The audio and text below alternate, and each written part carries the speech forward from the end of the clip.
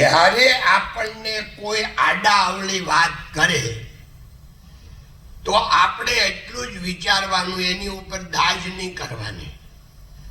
એ આડી આડી બધી વાત કરે તો આપણે ધૈર્યવાન બનવાનું, ધૈર્યશીલા, ધૈર્યવાન, શાંતિથી સાંભળવાનું.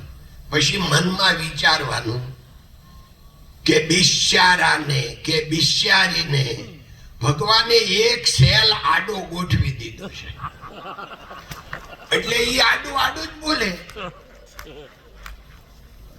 અને મને ભગવાને સીધા સેલ ગોઠવા તો હારું રે ભગવાન તારી કૃપા.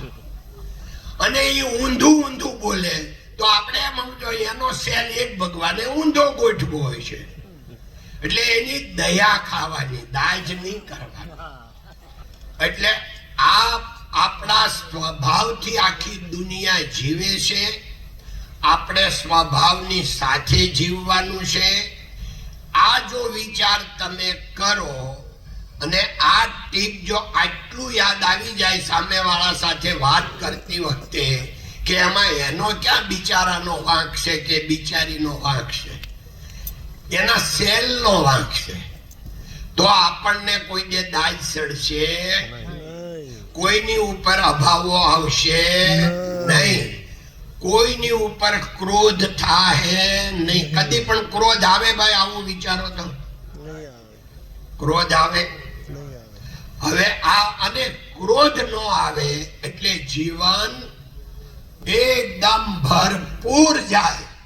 જેને કહીએ આપણે મને સફળતા મળી. સફળતા હું? તો આ સ્વભાવ જેનો હારો એ સફળતા.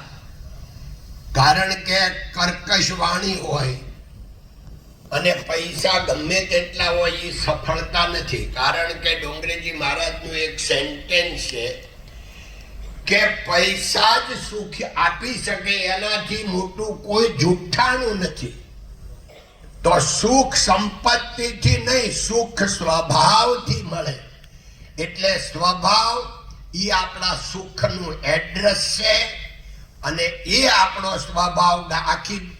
કારણ કે ડોંગરેજી મહારાજનું એક ઈ પણ સેન્ટેન્સ છે કે તમે દુનિયાને સુધારવાની ભાંગજડમાં પડશો નહીં. દુનિયા તો સુધરેલી છે, તમે એક સુધરી જાવ ને એટલે આખી દુનિયા સુધરેલી છે. શરૂઆત આપણાથી કરવાની છે. તો બહુ આનંદ થયો. આયોજકોએ મને અહીંયા બોલાવી પૂજ્ય સ્વામીની સામે મેં વાત કરવાની તક આપીને આપ સૌના હૃદય સુધી, એને માટે આયોજકોનો ખૂબ ખૂબ